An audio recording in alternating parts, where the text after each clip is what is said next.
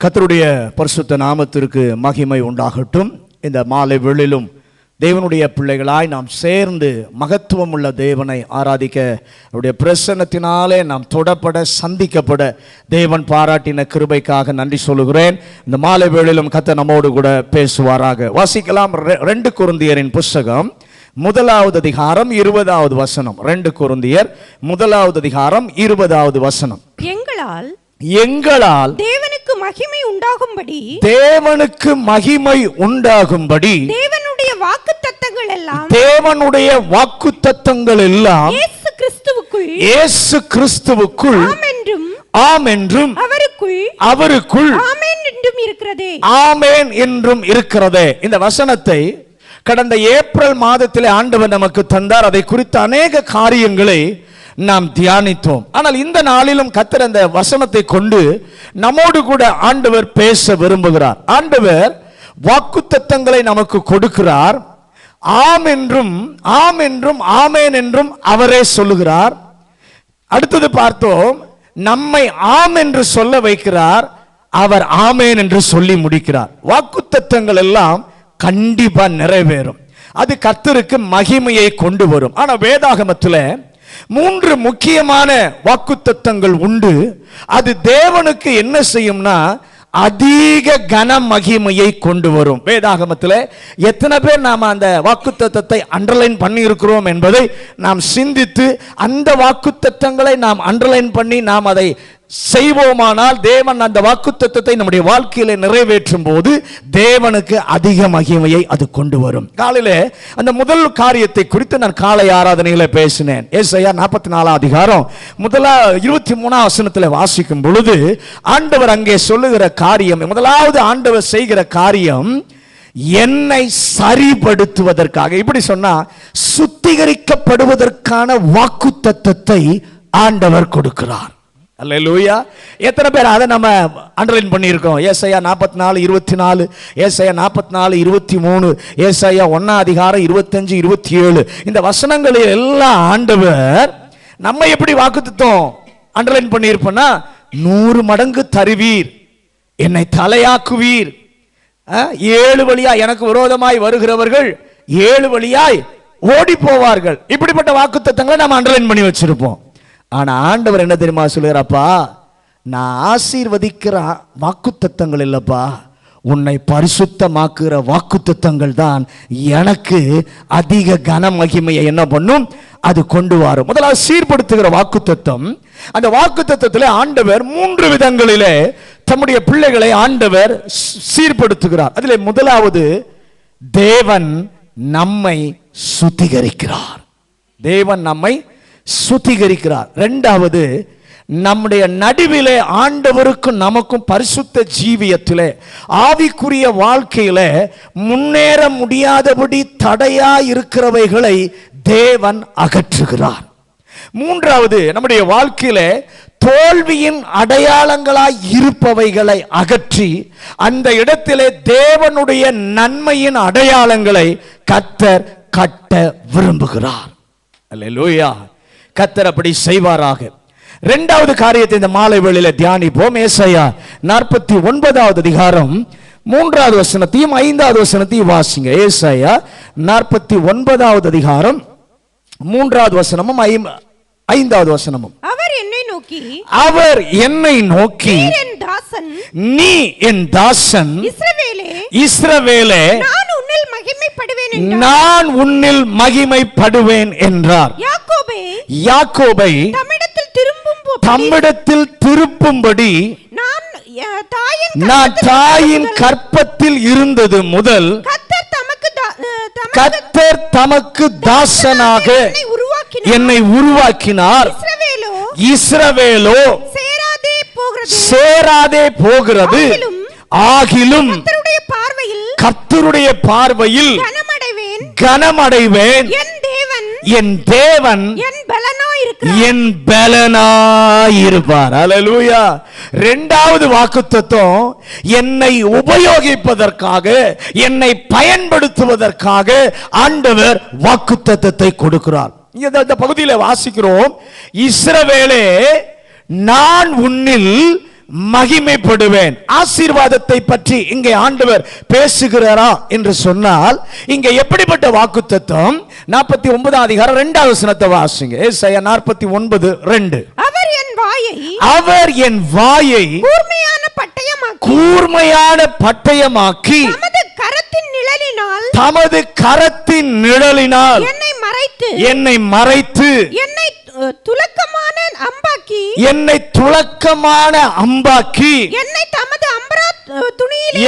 தமது அம்பரா துணியிலே மூடி வைத்தார். சண்டை போடுவதற்காக இல்ல, துலக்கமான அம்பாக மாற்றி அம்பாரா துணியிலே கர்த்தர் என்ன பண்ணுகிறாரா? மூடி வைக்கிறார். அதுதான் வாக்குத்தத்தம். அதுதான் வாக்குத்தத்தம். நீ துரு பிடிச்ச ஆளுப்பா. உண்மையில நாம யாரு? துரு பிடிச்ச ஆளு. ஆனா ஆண்டவர் சொல்றாரு, நீ யாருக்குமே பயன்படாதவன், நீ யாருக்குமே பயன்படாத ஒரு ஆள். உன்னுடைய வாழ்க்கையில திருப்பி பார்த்தா ஒரு நன்மையும் வரல, ஒரு ஆசீர்வாதமும் வரல. ஆனால் ஆண்டவர் உன்னை எடுத்து பட்டயமாக மாற்றி துலக்கி பத்திரமாக வேறு எங்கேயோ வைக்காமல் அவர் சொல்றாரு, ஒரு நாள் உன்னை நான் பயன்படுத்துவேன், ஒரு நாள் உன்னை பயன்படுத்துவேன். ஆனால் அதற்கு முன்பாக அவருடைய அம்பார துணியிலே கர்த்தர் என்ன பண்ணுகிறார்? மூடி வைக்கிறார். இங்க உள்ள அத்தனை பேரையும் தேவன் பயன்படுத்துவதற்கென்று உங்களுக்கு கர்த்தர் வாக்குத்தத்தத்தை வைத்திருக்கிறார். பக்கத்தில் கை கொடுத்து சொல்லுங்க, உங்களை பயன்படுத்துவதற்குன்னு ஆண்டவர் வாக்குத்தத்தங்களை வச்சிருக்கிறாரு. வேதத்தில் ஆசீர்வாதங்களை நாம் அதிகமாக அண்டர்லைன் பண்ணுவதை விட, என்னை தமக்காக பயன்படுத்த எனக்கு வாக்குத்தத்தம் கொடுத்திருந்தால் அதை குறித்து வைக்கிற ஒரு கிருபையை எனக்கு தருவீராக. அல்லேலூயா. நல்ல கவனிங்க, தேவன் பயன்படுத்த முடியாத ஒரு ஆளும் இங்க இல்ல. எத்தனை பேர் விசுவாசிக்கிறீங்க? இங்க வந்திருக்கிற எல்லாரையும் என் கர்த்தராலே பயன்படுத்த முடியும். அல்லேலூயா. ஆனால் இருக்கும் நிலையிலே வந்தால் இருக்க வேண்டிய நிலைக்கு என் கர்த்தர் மாற்றுகிறார். நீங்க எந்த நிலையில் இருக்கிறீங்களோ அந்த நிலைமையில் இங்கே வரும்போது நீங்க எந்த நிலையில் இருக்க வேண்டுமோ அந்த நிலைக்கு ஒரு பெரிய மாற்றத்தை இந்த ஆராதனையிலேயே கர்த்தர் செய்ய விரும்புகிறார். அல்லேலூயா, ஹல்லேலூயா. என்னை பயன்படுத்துவதற்கென்று நீர் வாக்குத்தத்தங்களை எனக்காக வைத்திருக்கிறீர். ஆண்டவர் சொல்றாரு, பாபிலோன் என் கையில் பொற்பாத்திரம், நான் உன்னை தண்டாயுதமாக மாற்றுவேன். ஆண்டவர் பயன்படுத்த என்று சொல்லி பல வாக்குத்தத்தங்களை ஆண்டவர் வைத்திருக்கிறார். வேதத்தில் பார்க்கும் பொழுது அனனியாவை பார்த்து சொல்கிறான், சவுல் என்பவன் நேர்த்தெருவிலே ஜெபம் பண்ணி கொண்டிருக்கிறான், நீ போய் அவனுக்காக என்ன பண்ணு? ஜெபம் பண்ணு. இந்த சவுல் என்று கேட்ட உடனே கர்த்தர் வாக்குத்தத்தம் கொடுக்கிறார். என்ன தெரியுமா? புறஜாதிகளுக்கும் ராஜாக்களுக்கும் என் ரட்சணியத்தை வெளிப்படுத்த நான் தெரிந்து கொண்ட பாத்திரமாக இருக்கிறான். சவுல்னு ஒன்னு அவன் பயப்படுறான். சவுலா? ஆண்டவர் உடனே வாக்குத்தத்தம் சொல்றாரு, அந்த சவுலை தான்ப்பா ராஜாக்களுக்கு பயன்படுத்துகிற பாத்திரமா நான் என்ன பண்ணுகிறேன்? என் கையில தெரிந்தெடுத்திருக்கிறேன். வாசிங்க அப்போஸ்தலர் நடபடிகளின் புத்தகம் 9வது அதிகாரம் 15வது வசனம். அப்போஸ்தலர் நடபடிகள் 9வது அதிகாரம் 15வது வசனம். அதற்கு கர்த்தர் நீ போ அவன் புறஜாதிகளுக்கும் ராஜாக்களுக்கும் இஸ்ரவேல் புத்திரருக்கும் என்னுடைய நாமத்தை அறிவிக்கிறதற்காக நான் தெரிந்து கொண்ட பாத்திரமாய் இருக்கிறான். பவுலை பயன்படுத்த வாக்குத்தத்தம். அதை தெரிந்த உடனே அனனியா தைரியமாக போகிறான். சவுல் என்ற பாத்திரத்தை தேவன் பயன்படுத்த பயன்படுத்த பயன்படுத்த கர்த்தர் பவுலிலே மகிமைப்பட ஆரம்பித்தார். ஒரு அல்லேலூயா சொல்லுங்களேன். ஒருவேளை அதை ஏற்பதற்கு நமக்கு கஷ்டமா இருக்கலாம், ஆனால் உண்மை அதுதான். நீர் என்னை ஆசீர்வதித்து மகிமைப்படுவதை விட நீர் என்னை பயன்படுத்தி மகிமைப்படுவது மேலானது என்று சொல்லி அவரிடத்துல சொல்லுங்க. என்னால ஒரு நன்மையும் வராதுன்னு சொல்லி ஊரே அறிஞ்சிருக்கு. நான் வசிக்கிற பகுதியில் இருக்கிற ஊரே என்னால ஒரு நன்மையும் வராது, ஒரு பிரயோஜனமும் இல்லை என்று ஊரறிந்த என்னை அநேகருக்கு ஆசீர்வாதமாய் இருக்க உம்முடைய கரத்திலே பட்டயம் போல வைத்து பயன்படுத்துகிறீரே, உமக்கு நன்றி அப்பா. அல்லேலூயா. கோரேசை எப்படி பயன்படுத்துவது என்று சொல்லி ஆண்டவர் வாக்குத்தத்தம் பண்ணினார். கோரேஸ் ஒரு நாள் ஆலயம் கட்டப்படு என்று சொல்லி சொல்லுவான். அது நடந்தது. அது நடக்கும்போது எஸ்ராவின் புஸ்தகம் 1வது அதிகாரம் 3வது வசனம். எஸ்ராவின் புஸ்தகம் 1வது அதிகாரம் 3வது வசனம். அவனுடைய ஜனங்கள் எல்லாரிலும் அவர்களுடைய ஜனங்கள் எல்லாரிலும் எவன் உங்களுக்குள் இருக்கிறானோ அவனோட அவனுடைய தேவன் இருப்பாராக.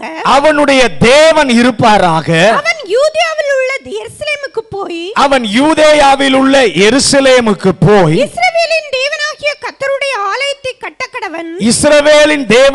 கர்த்தருடைய ஆலயத்தை கட்டக்கடவன். எருசலேமில் வாசம் பண்ணுகிற தேவனே தேவன். ஹல்லேலூயா. தேவன் மகிமைப்படுவத இந்த பகுதியில் கொஞ்சம் பாருங்க. இவன் ரட்சிக்கப்பட்டவன் இல்லை, இவன் தேவனை ஆராதித்த ஒரு விசுவாசியும் இல்லை, ஒரு அப்போஸ்தலனும் இல்லை. ஆனால் கர்த்தருடைய வார்த்தை நிறைவேறும் போது அவன் சொல்லுகிறான், எருசலேமில் வாசம் பண்ணுகிற தேவனே தேவன். அல்லேலூயா. இந்த கோரேசை ஆண்டவர் பயன்படுத்த விரும்பின போது 2 வேளைக்காக கர்த்தர் அவனை பயன்படுத்த விரும்பினார். முதலாவது, ஆலயம் கட்ட அனுமதி கொடுப்பது. 2வது, ஆலயம் கட்ட தேவைப்படும் பொருட்களை கொடுப்பது. இதற்காக மட்டும் தேவன் இந்த கோரேசை பயன்படுத்தினார். நல்ல கவனிங்க. எல்லாரையும் ஆண்டவர் மேடையிலே கொண்டு வந்து நிறுத்தி பயன்படுத்த மாட்டார். பக்கத்தில் பார்த்து சொல்லுங்க, எல்லாரையும் கொண்டு வந்து மேடையில நிறுத்தி கர்த்தர் பயன்படுத்த மாட்டார். எல்லாரையும் இசை வாசிக்க பயன்படுத்த மாட்டார். எல்லாரையும் ஒரே வழியில் நடத்த மாட்டார். சிலரை எப்படி நடத்துவார்னு சொல்றேன். சிலரை ஊழியத்திற்கு, ஆராதனைக்கு பாதை அமைத்து கொடுக்க சிலரை கர்த்தர் பயன்படுத்துவார். அல்லேலூயா. சிலரை என்ன பண்ணுவார்னா, உதவி செய்ய, சபையில என்னென்ன உதவி, ஊழியத்துக்கு என்னென்ன உதவி தேவையோ அந்த உதவியை செய்ய கர்த்தர் பயன்படுத்துவார். சிலரை பாரம் சுமக்க கர்த்தர் பயன்படுத்துவார். சிலரை எப்படி பயன்படுத்துவார்னா, அரசாங்கத்தில் போய் அனுமதி எல்லாம் பெற்று தருவதற்கு சிலரை பயன்படுத்துவார். நல்ல கவனிங்க. சிலரை என்ன பண்ணுவார் தெரியுமா, அங்கேயும் இங்கேயும் ஓட வச்சு அலைய வச்சு கர்த்தருடைய ஊழியத்துக்காக கர்த்தர் பயன்படுத்துவார். நீங்க எந்த கேட்டையில் ஒவ்வொருத்தர் இருக்கீங்க எனக்கு தெரியாது, ஆனா எல்லாரையும் கர்த்தர் பயன்படுத்துவார். ஒரே விதத்தில் கர்த்தர் என்ன பண்ண மாட்டாரு, பயன்படுத்த மாட்டார். இங்க நல்ல கவனிங்க. நாட்கள் ஆனது, வேலை நடந்தது, திடீரென்று சொல்லி வேலைக்கு தடை வந்து விட்டது. தடை வந்தபோது தரியு என்கிற இன்னொரு பேரரசன் வருகிறான்.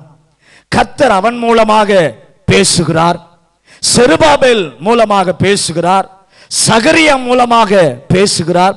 செருபாபேலுக்கு அந்த தரியு வைத்து அவனை பற்றி கர்த்தர் கொடுத்த வாக்குத்தத்தம் என்ன தெரியுமா, இந்த தரியு பொருளை கொடுப்பதை விட பிரச்சனையை தீர்த்து வைப்பான். தரியுக்கு ஆண்டவர் வச்சிருக்கிற காரியம் பொருளை கொடுப்பதற்காக அல்ல, பிரச்சனையை தீர்த்து வைப்பதற்கு. என்ன பிரச்சனை? ஸ்டே ஆர்டர் இருக்கு. இந்த ஸ்டே ஆர்டரை தரியு எடுத்து போடுவான். ஸ்டே ஆர்டர் என்ன பண்ணுவான்? தரியு எடுத்து போடுவான், தள்ளி போட்டுருவான். அவனுக்கு அந்த ரோலை தான் கர்த்தர் வச்சிருந்தாரு. அல்லேலூயா. தரியு அப்படி அவர் அந்த ஆணையை தரியு அகற்றும் போது சொல்கிறான், பரலோகத்தின் தேவனுக்கு மகிமை உண்டாவதாக. அல்லேலூயா.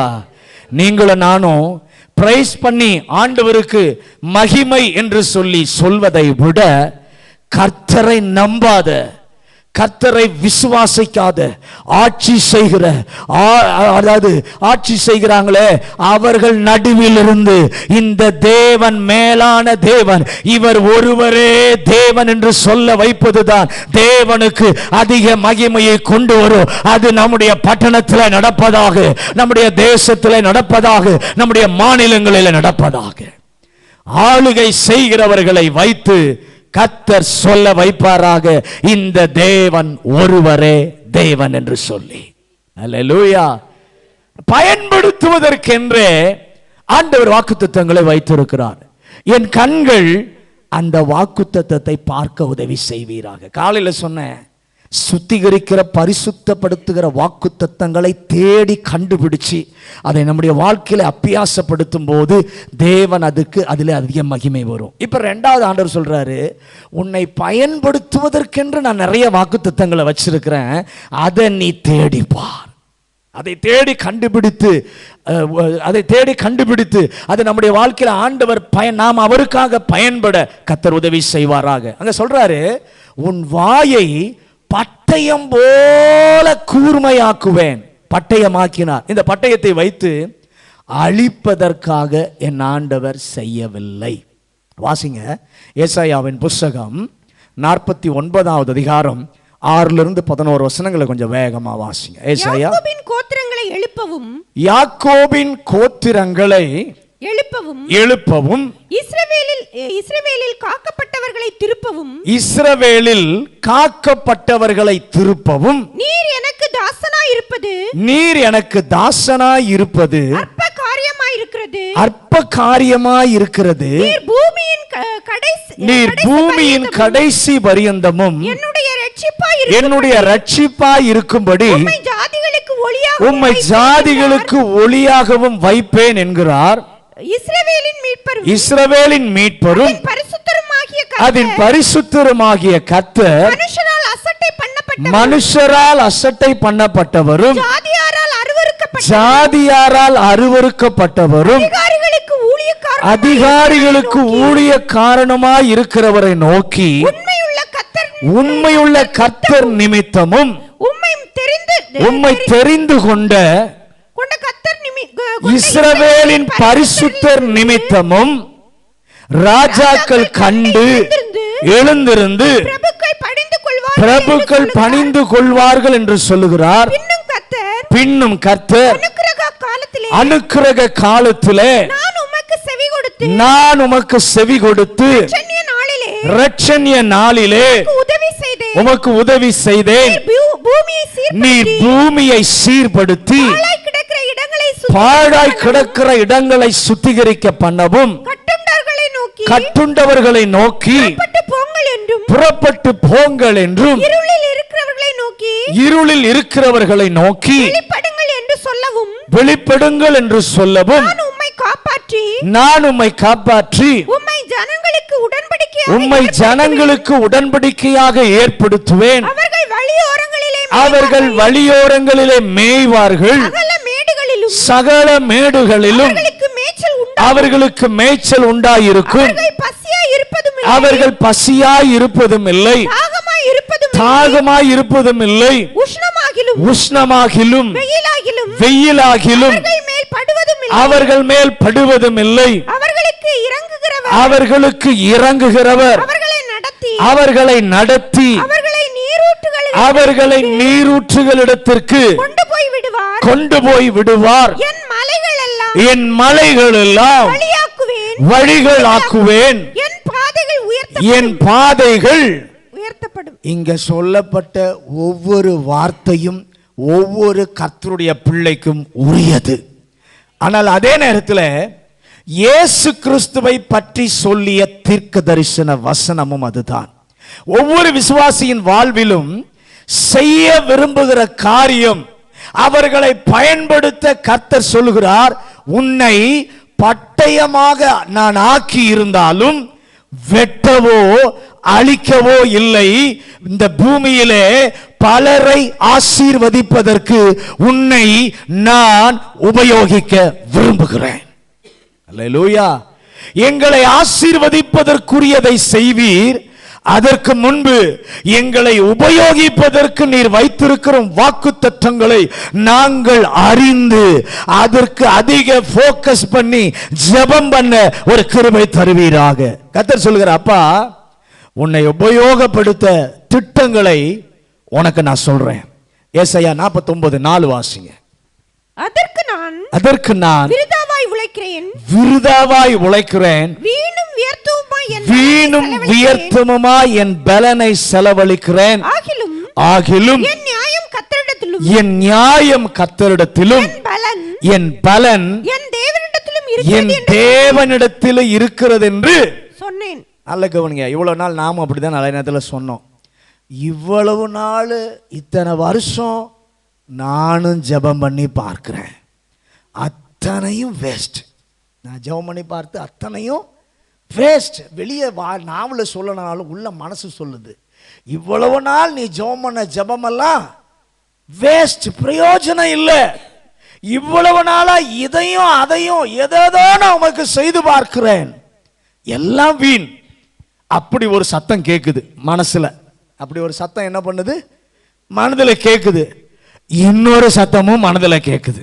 இன்னொரு சத்தமும் மனதில் கேட்குது. என்ன சத்தம் தெரியுமா? அது நம்ம வாஸ்து பகுதியில், ஆகிலும் என் நியாயம் கர்த்தரிடத்திலும் என் பலன் என் தேவனிடத்தில் இருக்கிறது. ஒரே ஆளிலிருந்து 2 வார்த்தை வருது. ஒன்று சொல்லுது வீண், ஜெபம் பண்ணி எல்லாம் வீண். இன்னொன்று சத்தம் சொல்லுது, என்னுடைய பலன் தேவனிடத்தில் இருக்கிறது. அல்லேலூயா. ஆனா இவ்வளவு சொல்லி மனசு உள்ள சொல்லுது, இவ்வளவு நாள் ஜெபம் பண்ணி ஒன்றும் நடக்கல, உனக்கு ஒரு சாட்சியும் இல்லை, அவன் சொல்வது பொய்யா? உள்ள இருந்து ஒருத்தன் சொல்றானே அது பொய்யா? இல்லை, அவனை பொறுத்தளவில் அது நிஜம். அவனை பொறுத்தளவில் அது நிஜம். ஆனால் அதை சொன்னது அவனுடைய மூளை. அதை சொன்னது அவனுடைய மூளை. அவன் ஆவி சொல்கிறது அது சரிதான். ஆனாலும் அவன் சொல்றான், இன்னும் என் பலன் கர்த்தரிடத்தில் இருக்கிறது. என் பலனா, அவர் என்னுடைய பலனா இருந்தால் நான் வீணா, என்னுடைய எல்லாம் வீணா போயிருக்கும். என் பலனா இருந்தால் வீணாய் போயிருக்கும். ஆனா என்னுடைய பலன் எங்க இருக்குன்னா அவரிடத்தில் இருக்கிறது. என்னுடைய பலனா இருந்தா எல்லாம் வீணா போயிருந்திருக்கும். என்னுடைய பலன் அவரிடத்திலே இருக்கிறது. அது ஒரு நாளும் வற்றாத நீரூற்று. தேவைப்படும் போதெல்லாம் கர்த்தர் தருவார். ஆமென் சொல்லுங்களேன். தேவைப்படும் போதெல்லாம் வற்றாத நீரூற்றாகி அவர் உங்களுக்கு தம்முடைய பலனை கர்த்தர் தருவார். கர்த்தர் வல்லமையாய் பயன்படுத்த ஒரு வாக்குத்தத்தத்தை வைத்திருக்கிறார். அதை நினைத்து சில நேரத்தில் நம்ம ஆண்டவர் பேசும்போது என்ன தெரியுமா? நிச்சயமா இந்த வார்த்தை எனக்கு இருக்காது, நிச்சயமா இந்த வார்த்தை எனக்கு இருக்காது. பக்கத்தில் உட்காந்து இருக்கிற ஆளுக்கு போல இங்கே தான் உட்காந்து கேட்டுட்டு இருப்போம். உள்ளேருந்து சொல்லும், இந்த வார்த்தை இந்த வாக்குத்தத்தம் எனக்கு இல்லை, இது பக்கத்தில் இருக்கிற ஆளுக்கு போல. நிச்சயமா நானா இருக்காது. எனக்கு பேச தெரியாது, எனக்கு பாட தெரியாது, எனக்கு இசை வாசிக்க தெரியாது, ஒன்றுமே தெரியாது என்று ஒரு புறம் சொன்னாலும் உள்ள இருந்து ஆவி சொல்லணும், இல்ல இல்லாததை தர இருக்கிறவராகவே இருக்கிற ஒரு கர்த்தர் இருக்கிறார். அல்லேலூயா. இங்கே நடக்கிறது என்ன? யதார்த்தம், நிஜம் என்று சொல்லி ஒன்று இருக்கிறது. அதற்கு பக்கத்தில் நிஜத்தையும் கர்த்தருடைய வார்த்தை வசனத்தின் சத்தியத்தையும் பக்கத்தில் வைத்து பார்க்க ஒரு கிருபையை என் ஆண்டவர் இங்க இருக்க ஒவ்வொருவருக்கும் தருவாராக. உங்கள் வாழ்க்கையில நிஜமாயிருக்கும் அந்த சூழ்நிலையை தேவனுடைய சத்தியத்தினுடைய உண்மை நிச்சயம் மேற்கொள்ளும், நிச்சயம் மாற்ற வல்லமை உடையது. எத்தனை பேர் அதை விசுவாசிக்கிறீர்கள்? அல்லேலூயா. ஆண்டவரே, என்னை உபயோகிக்க எனக்கு ஒரு வாக்கை தாரும். ஏசாயா 49:5 வாசிங்க. யாக்கோபே தம்மிடத்தில் திரும்பும்படி நான் தாயின் கற்பத்தில் இருந்தது முதல் கர்த்தர் தமனுக்கு தாசனாக என்னை உருவாக்கினார். இஸ்ரவேலோ சேராதே போகிறது. ஆகிலும் கர்த்தருடைய பார்வையில் கனமடைவேன். என் தேவன் என் பலனாய் இருப்பார். சரி ஆண்டவரே, நீர் எல்லாம் செஞ்சு கொண்டிருக்கிறீர், சரிதான். நானும் சின்சியரா எல்லாத்தையும் பார்க்கிறேன். ஆனா இஸ்ரவேலோ சேராதே போகுது. இஸ்ரவேலோ சேராதே போகுது. என் முயற்சிக்கு ஒரு பலனும் இல்லையே என்று சொல்லும் கர்த்தருடைய ஆவியானவர் அவனிலிருந்து சொல்லுகிறார், கவலைப்படாதே, கர்த்தருடைய பார்வையில நீயும் கனம் பெறுவாய், நீயும் கனமடைவாய். தேவன் உன்னுடைய பலனாய் இருக்கிறார். அவரும் உன்னில் மகிமைப்பட வல்லவர். கை உயர்த்தி, ஆண்டவரே, என்னுடைய பிரச்சனை, என்னுடைய கவலை, என்னுடைய வேலை, என்னுடைய சூழ்நிலை, என்னுடைய குடும்ப அழுத்தம், இவைகளை பார்க்கும்போது என்னால் முடியலை ஆண்டவரே. அது மூளை சொல்லுகிறது. இந்த நாளில் ஆவி சொல்வதை கேட்க பரிசுத்த ஆவியானவர் கிரியை செய்ய இடம் கொடுக்க நமக்கு கர்த்தர் செய்வாராக. என் ஆவியில் உம்முடைய ஆவியின் சத்தம் கேட்க ஒரு கிருபையை கர்த்தர் தருவீராக. உடனே கர்த்தர் சொல்லுகிறார், அப்பா, நான் உன்னை எப்படி பயன்படுத்துவேன் தெரியுமா? 6வது வசனத்தை வாசிங்க. யாக்கோபின் கோத்திரங்களை எழுப்பவும் இஸ்ரவேலில் காக்கப்பட்டவர்களை திருப்பவும் நீர் எனக்கு தாசனாய் இருப்பது அற்ப காரியமாயிருக்கிறது. நீர் பூமியின் கடைசி பரியந்தமும் என்னுடைய ரட்சிப்பாய் இருக்கும்படி உம்மை ஜாதிகளுக்கு ஒளியாகவும் நல்ல கவனிங்க. ஒருவேளை நீங்க இருக்கிற தெருவில், நீங்க படிக்கிற ஒரு சின்ன பள்ளிக்கூடம், நீங்க வேலை செய்கிற ஒரு சின்ன கம்பெனி உன்னை உபயோகிப்பேன் என்று சொல்வது அற்பமான காரியம். நீங்க படிக்கிற இடத்துல, நீங்க குடியிருக்கிற இடத்துல, நீங்க வேலை செய்கிற ஒரு சின்ன இடம், அந்த இடத்துல உன்னை உபயோகிப்பேன் என்று சொல்வது ஒரு அற்பமான காரியம். ஆனால் ஆண்டவர் சொல்றாரு, என்னுடைய பிளான் என்ன தெரியுமாப்பா? சின்ன இடத்திற்கு இல்லப்பா, பூமியினுடைய கடைசி பரியந்தமும் என்னுடைய ரட்சிப்பா இருக்கும்படி உன்னை நான் வைப்பேன். எனக்கு பாஸ்போர்ட் இல்லை, பூமியின் எல்லை வரைக்கும் வச்சிருக்கிறீர் ஆண்டவரே, என்கிட்ட பாஸ்போர்ட் கூட கிடையாது, நான் எப்படி பூமியின் எல்லை வரைக்கும் போக முடியும் அப்படின்னு நாம நினைப்போம். ஆண்டவரே, இந்த இந்தியாவை விட்டு என்னால் வெளியே போக முடியாது, இந்த இந்தியாவை விட்டு என்னால் வெளியே போக முடியாது அப்படின்னு நம்ம நினைப்போம். ஆனால் என் ஆண்டவருக்கு வைக்க தெரியும். எத்தனை பேர் விசுவாசிக்கிறீங்க? எப்படி வைப்பார் தெரியுமா?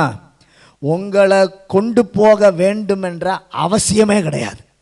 உங்களை கொண்டு போக வேண்டும் என்ற அவசியமே கிடையாது. ஆனால் பூமியின் கடைசி பரியந்தம் கர்த்தர் வைப்பார். எப்படி வைக்கிறாருன்னு சொல்றேன். இப்போ உங்க வாழ்க்கையில் சில நபர்கள் உங்களை சந்தித்திருப்பாங்க. நீங்க அவர்களுக்கு தேவனை பற்றி சொல்லி இருப்பீர்கள், தேவனை அறிந்திருப்பார்கள். உங்கள் மூலமாக புறப்பட்ட கர்த்தருடைய வார்த்தை அவர்களை சந்தித்திருக்கும். உங்கள் மூலமாக புறப்பட்ட கர்த்தருடைய வார்த்தையினாலே ஒரு தெய்வீக விடுதலை, ஒரு தெய்வீக ஆலோசனை கொடுத்திருப்பீங்க. அது அவங்க வாழ்க்கையே மாற்றி இருக்கும். அது அவங்க வாழ்க்கையே மாற்றி இருக்கும்.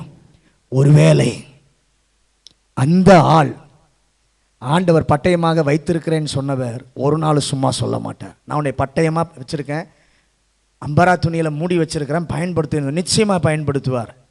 நீங்கள் உங்களால் சந்திக்கப்பட்ட ஆள் ஆப்பிரிக்காவுக்கோ அமெரிக்காவுக்கோ இங்கிலாந்துக்கோ எங்கேயோ போயிருக்கும். போன இடத்துல அந்த ஆளை வைத்து கர்த்தர் பயன்படுத்தி இருப்பார். அல்லேலூயா.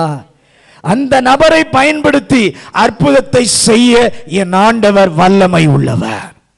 தேவன் உங்களை உபயோகிக்கும் திட்டம் சின்னதல்ல. பாருங்க, வெளிநாடு போய் பூமியின் எல்லைன்னு வெளிநாடு போய் தான் செய்யணுன்றதில்ல, இருந்த இடத்திலிருந்தே உங்களை கர்த்தர் பயன்படுத்தி செய்வார். அல்லேலூயா. எத்தனை பேர் அதை விசுவாசிங்க? ஆண்டவரே, இப்படி ஒரு பெரிய காரியத்தை செய்ய என் மேல ஒரு பெரிய திட்டம் நீர் வைத்து உபயோகிக்க நீர் வைத்திருக்கிறதற்காக உமக்கு நான் நன்றி சொல்லுகிறேன். அதற்குரிய வாக்குத்தத்தத்தை பார்க்க என் கண்களை கர்த்தர் திறந்தருளும் ஆண்டவரே. 3வது வாக்குத்தத்தம் ஆகாயின் புஸ்தகம் 1வது அதிகாரம் 8வது வசனம். ஆகாய் 1வது அதிகாரம் 8வது வசனம். நீங்கள் மலையின் மேல் ஏறி போய் நீங்கள் மலையின் மேல் ஏறி போய் மரங்களை வெட்டி கொண்டு வந்து ஆலயத்தை கட்டுங்கள். ஆலயத்தை கட்டுங்கள். அதன் பேரில் நான் பிரியமாயிருப்பேன். அதன் பேரில் நான் பிரியமாயிருப்பேன். அதனால் என் மகிமை விளங்கும் என்று கர்த்தர் சொல்லுகிறார். என் மகிமை விளங்கும் என்று கர்த்தர் சொல்லுகிறார். முதலாவது வாக்குத்தத்தம் நம்மை சீர்படுத்துவதற்காக, இரண்டாவது வாக்குத்தத்தம் என்னை உபயோகிப்பதற்காக, மூன்றாவது வாக்குத்தத்தம் என்னை நிரப்புகிற வாக்குத்தத்தம். அல்லேலூயா. கர்த்தருக்கு அதிக மகிமையை கொண்டு வருகிற வாக்குத்தத்தம் மூன்று வகையானது. ஒன்று, நம்மை சீர்படுத்தி ஒழுங்குபடுத்துகிற பரிசுத்தப்படுத்துகிற வாக்குத்தத்தம். இரண்டாவது, நம்மை பயன்படுத்த கொடுத்த வாக்குத்தத்தங்கள். மூணாவது, ஆண்டவர் சொல்றாரு, நீங்கள் ஆலயத்தை கட்டுங்கள், நான் அதனால் மகிமைப்படுவேன். எப்படி மகிமைப்படுவீர்? ஆகாயின் புஸ்தகம் 2வது அதிகாரம் 7வது வசனமும் 9வது வசனத்தையும் வாசிங்க. ஆகாய் 2வது அதிகாரம் 7வது வசனமும் 9வது வசனமும். சகல ஜாதிகளையும் அசைய பண்ணுவேன். சகல ஜாதிகளையும் அசைய பண்ணுவேன். சகல ஜாதிகளிலும் விரும்பப்பட்டவர்கள் வருவார். சகல ஜாதிகளிலும் விரும்பப்பட்டவர் வருவார். இந்த ஆலயத்தை மகிமையினால் நிறைய பண்ணுவேன். இந்த ஆலயத்தை மகிமையினால் நிறைய பண்ணுவேன் என்று சேனைகளின் கர்த்தர் சொல்லுகிறார். சேனைகளின் கர்த்தர் சொல்லுகிறார். ஆலயத்தின் மகிமையை பார்க்கிலும், முந்தின ஆலயத்தின் மகிமையை பார்க்கிலும், இந்த பிந்தின ஆலயத்தின் மகிமை பெரிதா இருக்கும் என்று சேனைகளின் கர்த்தர் சொல்லுகிறார். அல்லேலூயா. ஆண்டவர் சொல்றார், அந்த ஆலயத்தை கட்டும்போது இந்த ஆலயத்தை என்னுடைய மகிமையினாலே நான் நிறைய பண்ணுவேன். அப்படி நிறையும் போது முந்தின ஆலயத்தின் மகிமையை பார்க்கிலும் பிந்தின ஆலயத்தின் மகிமை பெரிதா இருப்பதற்கு கர்த்தர் உதவி செய்வார். இந்த வாக்குத்தத்தம் எதற்கு? நான் ஆலயத்தை கட்டுவேன் இல்லப்பா, நீங்க தான் ஆலயத்தை கட்டணும். நான் ஆலயத்தை கட்ட மாட்டேன், நீங்க தான் என்ன பண்ணணும்? ஆலயத்தை கட்டுங்க. நீங்க கட்டுனா நான் நிரப்புவேன். மூன்றாவது வாக்குத்தத்தம், நிரப்புவதற்கென்று சில வாக்குத்தத்தங்கள் என் ஆண்டவரிடத்தில் உண்டு. அதிலே ஒன்றை நிச்சயமாய் நாம அண்டர்லைன் பண்ணி இருப்போம். அந்த வாக்குத்தத்தத்தில் அந்த வாக்குத்தத்தம் என்ன தெரியுமா? வானத்தின் பலகணியை திறந்து இடம் கொள்ளாமற் போக மட்டும். அந்த வாக்குத்தத்தத்தை என்ன பண்ணியிருப்போம்? நாம எல்லாரும் அண்டர்லைன் பண்ணி இருப்போம். எத்தனையோ காரியம் உம்முடைய மகிமையினாலே, உம்முடைய பிரசன்னத்தினாலே, உம்முடைய சுவாபத்தினாலே என்னை நிரப்ப ஏராள வாக்குத்தத்தத்தை கர்த்தர் என்ன பண்ணியிருக்கிறார்? தந்திருக்கிறார். அந்த வாக்குத்தத்தங்களை கர்த்தருடைய பிள்ளையினுடைய வாழ்க்கையில நிறைவேற்றும் போது அவருக்கு அதிக மகிமை உண்டாகும். ஒரு நாள் வருகிறது, அதை குறித்து ஏசாயா 11ஆம் அதிகாரம் 9வது வசனத்தில் ஆண்டவர் சொல்கிறார். ஏசாயா 11வது அதிகாரம் 9வது வசனம். என் பரிசுத்த பர்வதம் எங்கும், என் பரிசுத்த பர்வதம் எங்கும் தீங்கு செய்வாரும் இல்லை, தீங்கு செய்வாரும் இல்லை, கேடு செய்வாரும் இல்லை, கேடு செய்வாரும் இல்லை. சமுத்திரம், சமுத்திரம் ஜலத்தினால் நிறைந்திருக்கிறது போல, ஜலத்தினால் நிறைந்திருக்கிறது போல, பூமி கர்த்தரை அறிகிற அறிவினாலே, பூமி கர்த்தரை அறிகிற அறிவினாலே நிறைந்திருக்கும். நிறைந்திருக்கும். மேசியாவுடைய 1000 வருட அரசாட்சி பூமி கர்த்தரை அறிகிற அறிவினாலே நிறைந்திருக்கும். உலகத்திலே இதுவரை ஆண்டவர் ஏக நேரத்திலே மகிமைப்படாத விதத்திலே ஒரு மகிமையாய் கர்த்தர் வெளிப்பட இருக்கிறார். ஏன் தெரியுமா? அவரை அறிகிற அறிவினாலே பூமி முழுவதையும் என் கர்த்தர் நிறைத்திருப்பார். ஏசாயா 27வது அதிகாரம் 9வது வசனம். ஏசாயா 27:9. ஆகையால் அதனால் யாக்கோபின் அக்கிரமம் நிக்கிரகம் பண்ணப்படும், அதனால் யாக்கோபின் அக்கிரமம் நிக்கிரகம் பண்ணப்படும், தோப்பு விக்கிரகங்களும் சிலைகளும் இனி நிற்காதபடி அவர்கள் பலிபீடங்களின் கல்லுகளை எல்லாம் நொறுக்கப்பட்ட சுண்ணாம்பு கல்லுகளாக்கி விடும்போது அவர்களுடைய பாவத்தை அவர் அகற்றுவார் என்பதே அதனால் உண்டாகும் பலன். அவர் ஜனத்திற்கு ஆண்டவர் ஒரு வாக்குத்தத்தம் கொடுக்கிறார். என்ன வாக்குத்தத்தம்? யாக்கோபே, நீ வேர் பற்றுவாய், இஸ்ரவேலே, நீ பூத்து காய்த்து உலகத்தை பல நாளே நிரப்பும் நாட்கள் வரும். என் ஆண்டவர் நிரப்புகிற கர்த்தர். அல்லேலூயா, அல்லேலூயா. இன்னைக்கு ஒருவேளை உங்களை பார்க்கிற மற்றவர்கள் ஒரு பொருட்டாவே உங்களை நினைக்க மாட்டாங்க. உதவா காசாக உலகம் எண்ணலாம். ஆனால் கந்தை போல ஒருவேளை உங்களை தூக்கி எறிஞ்சிருக்கலாம். கந்த அழுக்க துணியை தூக்கி எறிகிறது போல உங்களை என்ன பண்ணியிருக்கலாம்? தூக்கி எறிந்திருக்கலாம். ஆனால் ஒன்று நல்ல கவனிங்க, ஒரு நாள் வரப்போகிறது. அன்றைக்கு உலகம் கர்த்தருடைய பிள்ளைகளுடைய முக்கியத்துவத்தையும் கர்த்தருடைய பிள்ளைகளுடைய மகிமையையும் அறிய என் கர்த்தர் உதவி செய்வார். விசுவாசிக்கிறவங்க கரம் உயர்த்தி ஆண்டவருக்கு ஒரு நன்றி சொல்லுங்க. ஹல்லேலூயா. அன்னைக்கு என்ன தெரியுமா சொல்லுவாங்க? நீங்க இல்லைன்னா இந்த நிலைமைக்கு மாற்றம் வராது. நீங்கள் ஜெபியுங்கள் என்று உங்கள் பின்னால் உலகத்தை நிரப்பும் நாட்கள் வரத்தான் போகிறது. தேவன் தம்முடைய ஜனத்திற்கு கொடுத்த வாக்குத்தத்தம் அது. இன்று ஜெபத்திற்கு நாம நினைக்கிறோம், இன்னைக்கு ஏன் ஜெபத்துக்கே பதில் வர மாட்டேங்குது, ஏன் ஜெபத்துக்கே பதில் வந்த மாதிரி தெரியலையே அப்படின்னு நினைக்கிறோம். பலனே ஒரு பலனும் கிடைக்காதது போல நமக்கு தெரியலாம். ஆனால் சொல்றார், ஆண்டவர் சொல்றார், ஒரு நாள் ஆண்டவரை அறியாதவர்களை வைத்து கர்த்தர் சொல்ல வைக்க போகிறார். என்ன சொல்ல தெரியுமா சொல்ல போறாங்க? நீங்க ஜெபம் பண்ணினாதான் இது நடக்கும், உங்க ஜெபத்திற்கு பலன் உண்டு என்று சொல்லி நாங்கள் நம்புகிறோம் என்று உலக மக்களை கர்த்தர் சொல்ல வைக்க போகிறார். உன் ஜனத்தின் பலனால் உலகம் நிறைய அந்த நாட்களை காண எங்களுக்கு ஒரு கிருபை தருவீராக. அப்போஸ்தலர் நடபடிகள் 2ஆம் அதிகாரம் 4ஆம் வசனத்தை வாசிங்க. அவர்கள் எல்லாரும் பரிசுத்த ஆவியினாலே நிரப்பப்பட்டு ஆவியானவர்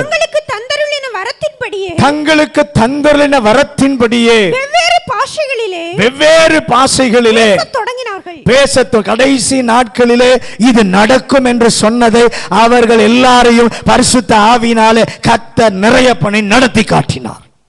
அப்போஸ்தலர் 4ஆம் அதிகாரம் 31ஆம் வசனம். அவர்கள் ஜெபம் பண்ணும்போது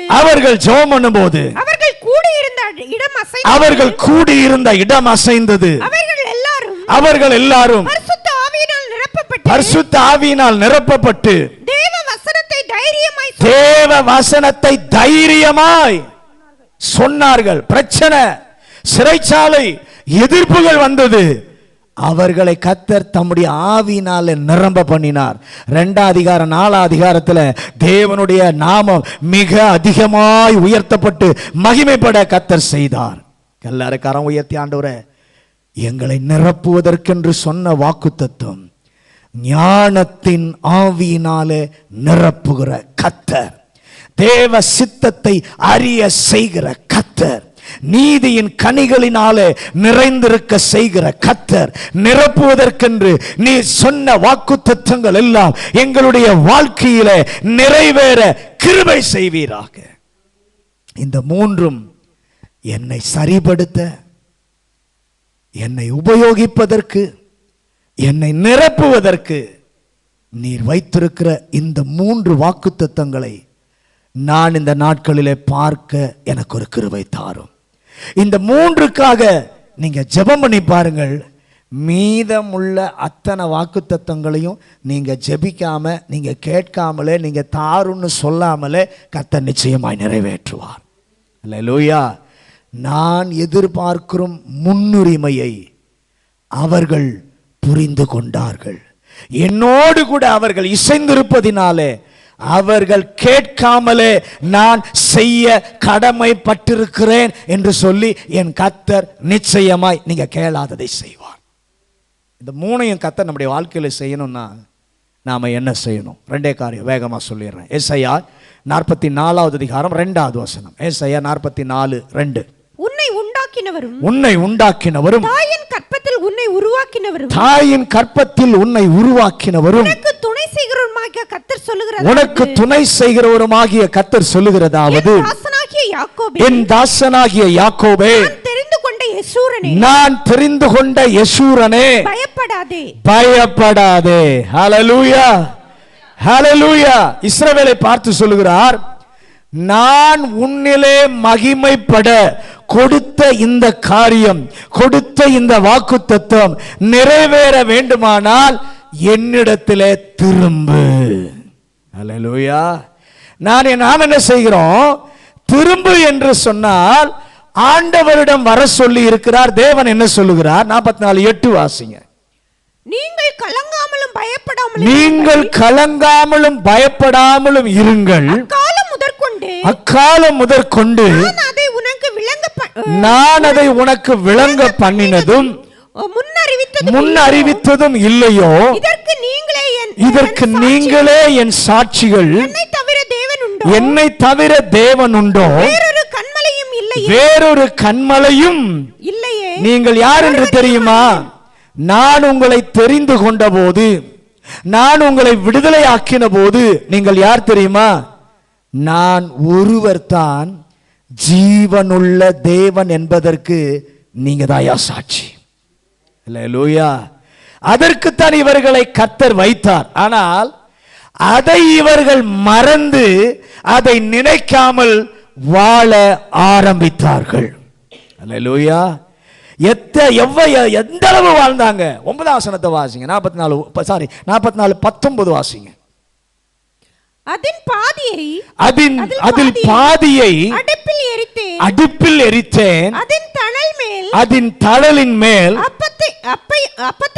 அப்பத்தையும் சுட்டு இறைச்சியும் பொரித்து புசித்தேன்.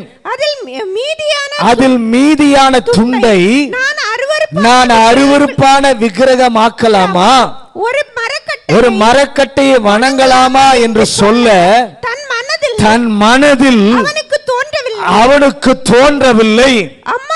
அம்மாத்திரம் அறிவும் சொரணையும் இல்லை. ஆண்டவர் பாருங்க எவ்வளவு சொல்றாரு பாருங்க, எவ்வளவு கடினமான வார்த்தையில் ஆண்டவர் சொல்றாரு பாருங்க. அறிவும் இல்ல, சொரணையும் இல்ல. கடுமையான வார்த்தையை கர்த்தர் பயன்படுத்துகிறார். ஏன் தெரியுமா? ஆண்டவரை மறந்து நினையாமல் வாழ ஆரம்பிச்சாங்க. எவ்வளவு நன்மை செஞ்சார் நினைச்சு பார்க்கல. அதனால கடுமையான வார்த்தைகளை சொல்றாரு. அறிவும் இல்ல. இந்த வார்த்தையை நம்ம யாராவது திட்டினாங்கன்னா நமக்கு ரொம்ப சூடு ஏறிடும். நம்மளை பார்த்து யாராவது அறிவு இல்லை, சொரணை இல்லையான்னு திட்டினாங்கன்னா நமக்கு சூடு என்ன பண்ணிடும்? ஏறிடும். ஆனால் இங்கே ஆண்டவர் கடுமையான அந்த வார்த்தையை சொல்ல, உனக்கு அறிவும் இல்லை, சொரணை இல்லை. ஆண்டவர் சொன்னது என்ன? என் நோக்கத்தை நான் உங்களுக்கு என்ன பண்ணேன்? அறிவித்தேன். இப்ப நோக்கம் நிறைவேற முடியாமல் உன்னுடைய வாழ்க்கையில் என்னென்னமோ நடந்துட்டு இருக்கு. நோக்கத்தை நான் உனக்கு சொன்னேன், ஆனா நோக்கம் நிறைவேறாமல் உன்னுடைய வாழ்க்கையில் என்னென்னமோ நடக்கிறது. அதை பற்றிய அறிவும் உனக்கு இல்லை, சொரணையும் இல்லை. நான் ஏற்படுத்தின செயல் நோக்கத்திற்கு உணர்ச்சியற்ற ஆளாக நீங்கள் மாறிவிட்டீர்கள். இன்றைக்கு ஆண்டவர் எச்சரிக்கிறார். இப்ப சொல்றாரு, என் செயல் நோக்கத்திற்கு திரும்பு. நான் உனக்கு நோக்கத்தை சொன்னனே, அதை மறந்துட்டியே. அந்த செயல் நோக்கத்துக்கு என்ன பண்ணு? இப்போ திரும்பு. என்ன உயரம், என்ன பொறுப்பிற்கு நாம போலாம், எவ்வளவு உயர சிகரத்துக்கு போலாம். ஆண்டவர் சொல்றாரு, ஜீவனுள்ள தேவனுக்கு நீ சாட்சி என்பதை மறந்துடாத. ஜீவனுள்ள தேவனுக்கு சாட்சி என்பதை மறந்துடாத. ஆண்டவரே, உமக்கு நான் அந்த உலகத்தில் ஜீவனுள்ள சாட்சி என்பதை காண்பிக்க எனக்கு கிருபை தாரும். ரெண்டாவது 49:2 வாசிங்க. ஏசாயா 49:2. அவர் என் வாயை கூர்மையான பட்டயமாக்கி தமது கரத்தின் நிழலினால் என்னை மறைத்து என்னை துலக்கமான அம்பாக்கி தமது அம்பரா தூணிலேயே மூடி வைத்தார். நல்ல கவனிங்க. உன்னை பட்டயமாக்கி நான் துலக்கினேன், என் கையினாலே உன்னை நான் மறைத்தேன், அம்பரா துணியிலே உன்னை என்ன பண்ணேன்? மூடி வைத்தேன். ஆண்டவரே, நீர் என்னை உபயோகிப்பீர், உபயோகப்படுத்த ஆயத்தப்படுத்துவீர் என்பதை நான் ஒரு நாளும் மறக்கக்கூடாது. நீர் என்னை துலக்க வேண்டும், ஆயத்தப்படுத்துகிற நேரம் உண்டு. எப்படி துலக்குகிறீர் என்று நான் தீர்மானிக்க மாட்டேன், நீ தான் தீர்மானிப்பீர். ஹல்லேலூயா, ஹல்லேலூயா. நீரே தீர்மானிப்பீராக. எப்படி எனக்கு பயிற்சி கொடுப்பீர் எனக்கு தெரியாது, நீர் தீர்மானிப்பீராக. நீரே உள்ளே மூடி வைத்து விட்டீர். எதற்கு? எப்போது என்று அம்பை நீர் பயன்படுத்த நான் தீர்மானிப்பதில்லை, நீர் பயன்படுத்த நீரே தீர்மானிக்கிறீர். தீர்மானிக்கும் போது பத்திரமா வச்சிருந்ததை எடுத்து நீர் பயன்படுத்துகிறீர். அல்லேலூயா. ஆண்டவரே, நீர் என்னை ஆயத்தப்படுத்த, என்னை ஒப்பு கொடுக்க ஒரு கிருபையை தருவீராக. எல்லாரும் முழங்காற்படிடுவோம். எல்லாரும் முழங்காற்படிடுவோம். முழங்காற்படிட்டு இன்றைக்கு ஆண்டவர் நம்மை நேசித்ததினாலே மறுபடியும் இந்த வார்த்தையை கொண்டு கர்த்தர் நம்மோடு கூட பேசி இருக்கிறார். நம்முடைய தேவன் வாக்குத்தத்தங்கள் எல்லாம் நிறைவேறும், அதில் தேவன் மகிமைப்படுவார். ஆனால் அதிக மகிமையை கொண்டு வருகிற 3 காரியங்களை இன்னைக்கு நம்மோடு கூட பேசியிருக்கிறார். 1, உன்னை சரிப்படுத்த சீர்படுத்துகிற வாக்குத்தத்தத்தை நான் வைத்திருக்கிறேன். உன்னை சுத்திகரிக்கும் போது, உன்னிலே உன் நடுவில் இருக்கிற தடைகளை நான் அகற்றும் போது, உன்னிடத்தில் காணப்படுகிற தோல்வியின் அடையாளங்களை எடுத்துவிட்டு மீண்டும் கட்டும்போது எனக்கு அதிக மகிமை வரும். 2வது சொல்றாரு, உன்னை உபயோகிப்பதற்கு, உன்னை பயன்படுத்துவதற்கென்று கர்த்தர் வாக்குத்தத்தத்தை வைத்திருக்கிறார். அந்த வாக்குத்தத்தத்தை பார்க்க கர்த்தர் கிருபை தருவாராக. அநேக காரியங்களை நான் சொன்னேன். வாக்குத்தத்தை ஆண்டவர் ஒவ்வொருவருக்கும் பயன்படுத்த ஒரு வாக்குத்தத்தத்தை கர்த்தர் கொடுத்து அந்த வேலைக்கு மட்டும் கர்த்தர் பயன்படுத்துகிறார். 3வது, உங்களை நிரப்புகிற வாக்குத்தத்தம். நிரப்புகிற வாக்குத்தத்தம். இதை 2ஐயும் செய்யணும்னா ஆண்டவர் நமக்கு முன் வைத்திருக்கிற நிபந்தனை சுருக்கமாக சொல்றேன், நீ திரும்பு. நான் வச்சிருக்கிற நோக்கத்தை விட்டு நீ வெளியே போயிட்ட. நான் விரும்பாததை அருவருக்கிறத நீ செய்து கொண்டிருக்கிறாய், நீ திரும்புன்னு சொல்றாரு. 2வது சொல்றாரு, அப்பா உன்னை நான் மூடி வச்சிருக்கிறேன். எப்போ பயன்படுத்துற நீ தீர்மானிக்கிறது இல்லை, தீர்மானிக்கிறது நான். ஆண்டவர் கருத்தில் ஒப்பு கொடுங்க. ஆண்டவரே, எப்போ பயன்படுத்த நான் தீர்மானிக்க மாட்டேன், எப்போ பயன்படுத்துவது என்பதை நீர் தீர்மானிப்பீர். நீர் ஆயத்தப்படுத்த மாத்திரம் என்னை ஒப்பு கொடுக்க எனக்கு ஒரு கிருபை தாரும். பரிசுத்தமுள்ள நல்ல ஆண்டவரே, இந்த நல்ல மாலை வேளைக்காக நன்றி சொல்லுகிறோம். இந்த நாளிலும் ஆண்டவர் எங்களை நேசித்து எங்களோடு கூட நீ பேசி நம்முடைய நல்ல வார்த்தைகளுக்காக நாங்கள் நன்றி சொல்லுகிறோம். ஆண்டவரே, எங்களை சுத்திகரிப்பீராக, எங்களை பயன்படுத்துவீராக, எங்களை நிரப்புவீராக. இது 3க்காக நீர் எங்களுக்கு வாக்குத்தத்தங்களை கொடுத்திருக்கிறீர். இந்த வாக்குத்தத்தம் நிறைவேறும் போது உமக்கு அதிக மகிமை வரும். அதை நாங்கள் செய்ய கிருபை தாரும். இதை நீர் செய்யணும்னா உம்மண்டையில நாங்கள் இன்னைக்கு திரும்புகிறோம். இன்றைக்கு ஆண்டவரே, நீர்தான் எல்லாமே. என்னை சுத்திகரிக்க ஆயத்தப்படுத்த உம்முடைய கரத்திலே நான் கொடுக்கிறேன், என்னை ஒப்பு கொடுக்கிறேன். வசனத்தின்படி வாழ கர்த்தர் உதவி செய்வார். வந்த ஒவ்வொரு பிள்ளைகளையும் குடும்பங்களையும் கர்த்தர் ஆசீர்வதிப்பாராக. இயேசுவின் அதிகாரமுள்ள நாமத்திலே ஜெபிக்கிறோம் நல்ல பிதாவே.